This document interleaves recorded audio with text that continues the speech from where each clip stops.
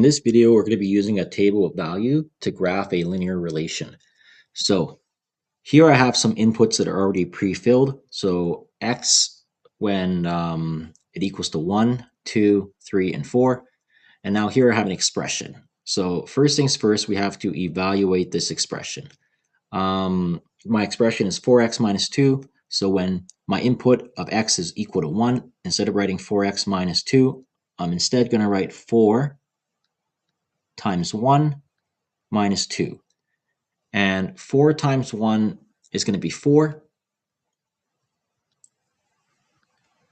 And then 4 minus 2 is going to be 2. So I'm going to write the answer here as 2 because my output is actually the answer to my expression. Now, as an ordered pair, I'm going to write x first. X here happens to be 1, so I'm going to write 1. And my y value is going to be 2, so I'm going to write 2. So my ordered pair is going to be 1, 2. Now, for the next one, here I have an input of 2. So instead of writing 4x minus 2, I'm going to write 4 times 2 minus 2. So I'm now going to have 4 times 2, which is going to be 8, and 8 minus 2. So 4 times 2 is 8, and then we have 8 minus 2. 8 minus 2 is going to be equal to 6, so my y value is going to be 6. So my ordered pair is going to be, in this case, x equals to 2, so it's going to be 2, comma, and then my y value is 6 here, 2, comma, 6. Okay, let's look at the expression when the x input is 3.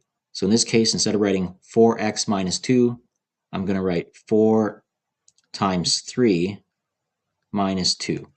4 times 3 is going to be equal to 12, so now I have 12 minus 2. And 12 minus 2 is going to be 10. So now my ordered pair is going to be 3, comma, 10. And also notice a pattern is forming for my outputs here. Looks like for my inputs, I'm increasing by 1 every time. But for my output, it looks like I'm increasing by 4 every time. So if my output is a consistent pattern, I'm going to end up forming a straight line on my graph. Hence, that's why this is linear, right? So a linear relation is a straight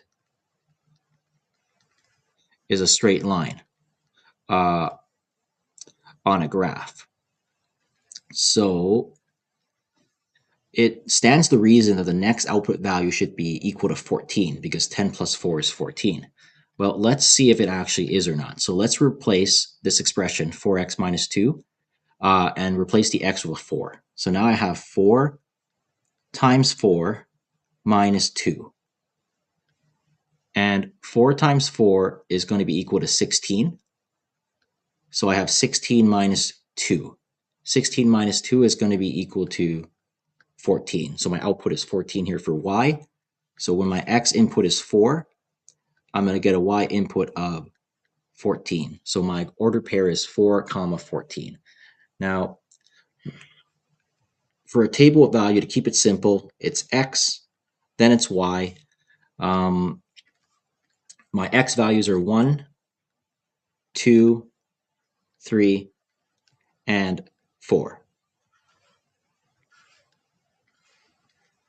And my y values are going to be related to my x values. So if x is 1, my y is going to be 2 here, hence my ordered pair of 1, comma, 2. When x is 2, I'm going to get y is 6, so I get 2, 6 for an ordered pair. Here, x is 3, y is 10, and if x is 4, I get y equals to 14. So notice how these form an ordered pair, right? So I get the 1, comma, 2, I get the 2, comma, 6, I get the 3, comma, 10 from it, and I get the 4, comma, 14 from it.